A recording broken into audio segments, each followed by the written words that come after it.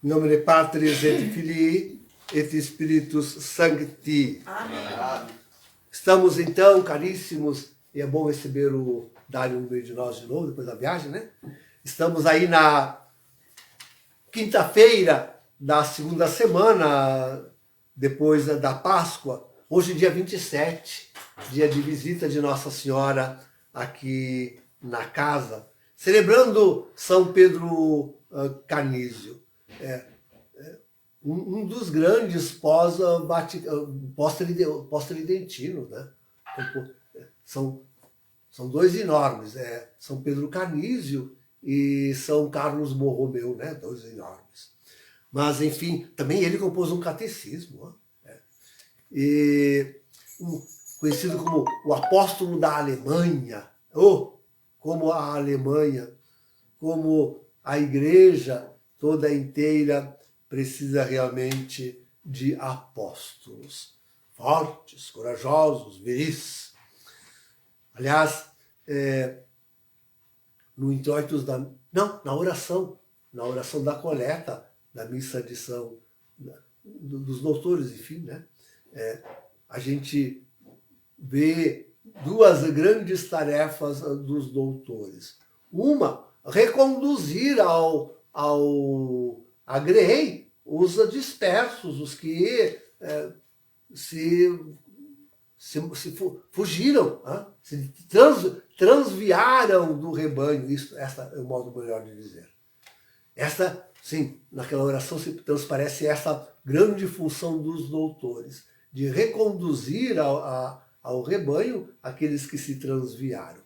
E a outra é de fazer perseverar aí os que permaneceram, né?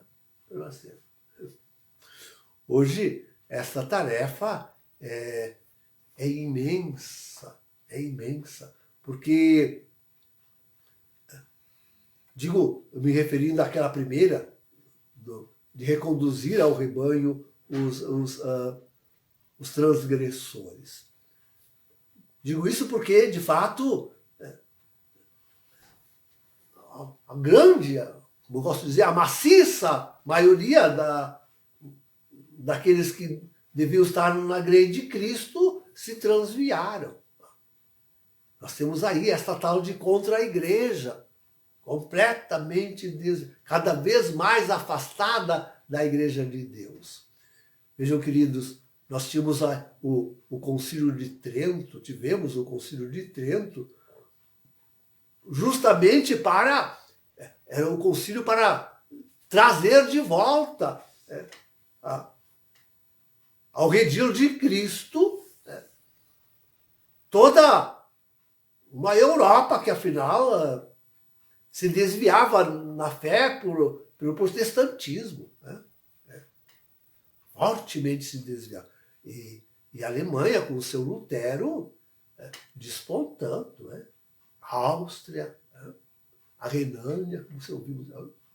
Então, um trabalho grande, o concílio enfrentou e muniu e deu coragem aos seus doutores para esse trabalho.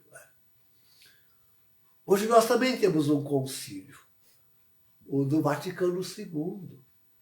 Só que e digamos assim, estou falando com plena consciência, e nós acusamos, para transparecer melhor, e nós acusamos o Concílio do Vaticano II como aquele, para usar a palavra do coitado de Paulo VI, que abriu já não mais uma fresta, agora já não tem mais teto, né? Para que entrasse a fumaça de Satanás aí. E quanto tem perturbado a grande igreja. De forma que fazer perseverar na fé é só uns poucos. Essa é a tarefa mais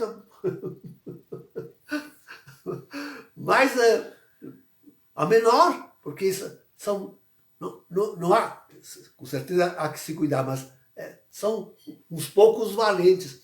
Eu diria, estes são os atuais doutores, né? Entre os quais, raro bispo pouquíssimos padres, entre os quais a maioria de fiéis, que realmente querem se manter fiéis à igreja, né? A sua doutrina, a sua moral, a sua liturgia, Então, estes são, diria, os grandes doutores que hoje têm essa ingente, terrível, tremenda, dificílima tarefa de reconduzir a grei de Cristo tantas ovelhas desgarradas. Mas a situação é tanto mais tremenda e terrível quanto nós pensamos, no dizer de Nossa Senhora, hoje recebemos ela, né? Que o desgarramento vem do cimo, vem do alto, né? Vem daquele que usurpa o trono de Pedro. Vem de lá, vem desde o cimo, como dizia Nossa, desde o cimo mesmo. Então, a tarefa se torna ainda muito mais difícil. Veja, trata-se de lutar contra a pastoral totalmente errônea de um concílio, e um concílio fortíssimo, do Vaticano II. E agora do próprio papado, com praticamente quase todo o seu episcopado. Quase todo o seu episcopado. Olha, que tarefa reconduzir essa gente à grei de Cristo. Que tarefa. Queridos, eu sou convencido. É uma tarefa que hoje, sim, não quero diminuir o valor dos doutores, que somos todos, a começar pelos leigos, né? Na sua maior parte, na responsabilidade de tanto preservar em si a fé, quanto de atrair o quanto possível aqueles que se desagregam. Então, e contudo, é uma tarefa tão grande e tão difícil por essas duas circunstâncias. Vejam, se a gente fala alguma coisa, está contra o Vaticano II. Está contra o Vaticano II, é um herege e um cismático, está fora da igreja. E se fala contra o antipapa Francisco, pronto, é um cismático e está fora da igreja. É dificílimo. Mas não pode se apoiar na autoridade nem do concílio, nem do papado, né? Para pregar, para anunciar. Antes, a gente tem que atacar esses dois corpos. Tem que colocar o concílio nas vertentes católicas, se isso é possível, e reprimir, né? Porque é impossível trazer o falso profeta à fé. Mas reprimir o quanto possível, diminuir o quanto possível o prejuízo que ele e sua gangue causam à Santa Igreja. Esta é a realidade, esta é a grande tarefa. Então, digo, é tão difícil isso, que só Deus mesmo, queridos, só Deus, na sua ação direta, pode fazer a grande parte. Nós fazemos uma partezinha que nos cabe, estamos lutando, mas é só Deus mesmo que pode dar uma sacudida neste mundo e na igreja. Eu digo neste mundo também porque, sendo a igreja a alma do mundo, e estando ela em defecção, pronto, o mundo inteiro cambaleia e é como um tonto e se perde totalmente. O mundo todo se perde. Então, é o que nós estamos esperando, né? Estamos nos preparando para isto, o intervento de Deus. Deus vai intervir. Se essa era a grande queixa do homem atual. Né? Impressionante, como se no nosso tempo não houvesse milagres. e usar tantos quanto jamais houve. Como se no nosso tempo não se produzissem santos e usar tantos, e mártires como jamais, né? Como se no nosso tempo não tivéssemos boa doutrina e nunca a igreja chegou a uma doutrina tão forte, tão esclarecida quanto agora. Tudo isso na verdade nós temos. Então, contudo, queridos, nada disto realmente pode ser apresentado ao mundo sem que... Então o mundo se desespera de uma intervenção divina, e as há em todos estes pontos, e contudo, então, Deus realmente terá que mostrar todo o seu poder no seu intervento. Deus deverá mostrar seu poder quando intervir. Já estas visitas de Nossa Senhora em tantas partes, até aqui entre nós, nos mostram o poder divino. É um poder amoroso, né?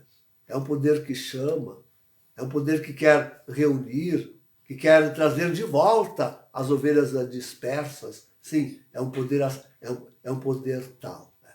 E a ação da mãe, carinhosa, tantas vezes silenciosa, diríamos assim aqui no meio de nós, que a ação de Maria é só uma presença silenciosa.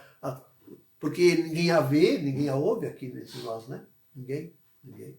Então, e contudo, ela vem fielmente, todos os meses, né? E se mostra presente conosco sempre. Então, sim, esta ação de Maria, que serve com certeza, tem que servir a nós, né? Para nos fazer perseverar, né? Para nos fazer manter-nos firmes no caminho. Mas restará ainda sempre a necessidade da intervenção de Deus. Direta.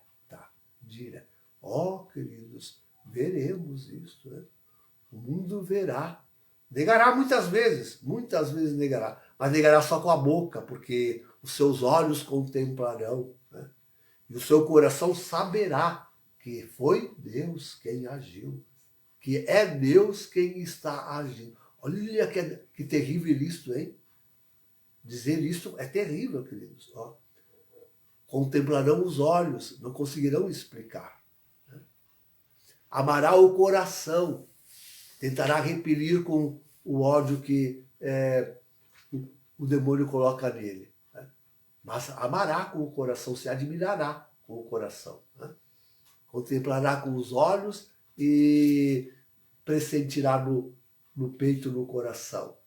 E, contudo, alguns ainda se manterão duros, não quererão ver, não quererão transformar o coração de pedra em coração de carne. Não quererão. Mas, sim, a humanidade verá a ação de Deus. Uma última e forte ação de Deus que vem ao encontro, que busca, que quer chamar quer confirmar os fiéis. Sim, quer confirmar os fiéis, mas quer chamar a multidão daqueles que se desviam. Nós esperamos, queridos, que ao menos no último momento da vida, mesmo daqueles mais empedernidos, mesmo daqueles mais desgregados, nós esperamos que naquele último momento ainda os seus olhos que contemplaram e o seu coração que amou ainda consiga um ato de fé, um ato de esperança, um ato de conversão, que é o que Deus precisa e busca para resgatar as almas. Nós esperamos isto da grande maioria dos desgregados, daqueles que esperamos isto ainda. Ajude-nos Nossa Senhora, ajude-nos ela. Em nome do Pai, do Filho e do Espírito Santo. Amém.